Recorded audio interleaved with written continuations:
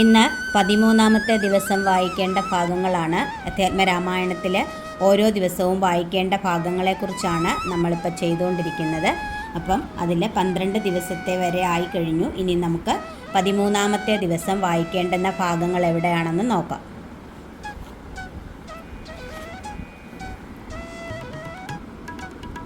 പതിമൂന്നാം ദിവസം 98-ാമത്തെ പേജ് മുതൽ 105-ാമത്തെ പേജ് വരെയാണ് വായിക്കേണ്ടത്.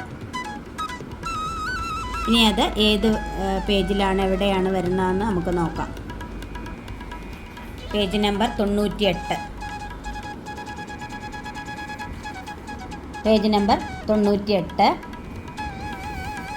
നമ്മൾ സീതാപഹരണത്തിന് തൊട്ട് മുകളിൽ വരെയാണ് 12-ാം ദിവസം വായിച്ച് നിർത്തിയത്. അപ്പോൾ 13-ാം ദിവസം സീതാപഹരണം മുതൽ. അന്തരം കണ്ടു ദശകന്ധരൻ മദനബാണാന്ധനായി അവതരിച്ചിടിനാൻ അവനിയിൽ എന്ന് തുടങ്ങുന്ന സീതാപഹരണത്തിൻ്റെ വരി 98-ാമത്തെ പേജിൽ സീതാപഹരണം മുതൽ 13-ാം ദിവസത്തെ ഭാഗങ്ങളാണ് പറയുന്നത്. 105-ാമത്തെ പേജിൽ ശബരി ആശ്രമ പ്രവേശത്തിന് തൊട്ട് മുകളിൽ വരെയാണ് 13-ാം ദിവസം വായിക്കേണ്ടത്.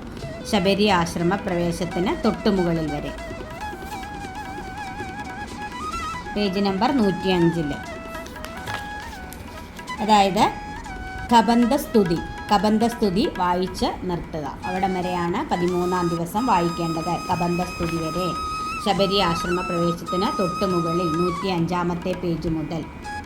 സീതാപഹരണം മുതലാണ് നമ്മൾ 13-ാം ദിവസം വായിക്കാൻ തുടങ്ങിയത്. 12-ാം ദിവസം അതിൻ്റെ തൊട്ട് മുകളിൽ വരെ വായിച്ചു.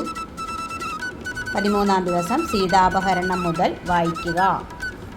ഇവിടെ മുതലാണ് തുടങ്ങേണ്ടത്. കാര്യം നമ്മൾ 12-ാമത്തെ ദിവസം അവിടം വരെ വായിച്ചു കഴിഞ്ഞിരുന്നല്ലോ.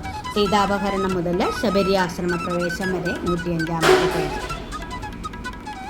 അപ്പോൾ നമ്മൾ 13 ദിവസം എത്തിയിരിക്കുകയാണ്. ഇതനുസരിച്ച് വായിക്കുന്നവരിവിടം വരെ എത്തിയെന്ന് വിചാരിക്കുന്നു. അല്ലാതെയുള്ള വേറെ രാമായണം ഒക്കെ ഉപയോഗിക്കുന്നവർക്ക് ബുദ്ധിമുട്ടില്ലാതെ വരികളൊക്കെ കണ്ടുപിടിക്കാൻ പറ്റുന്നുണ്ടെന്ന് വിചാരിക്കുന്നു.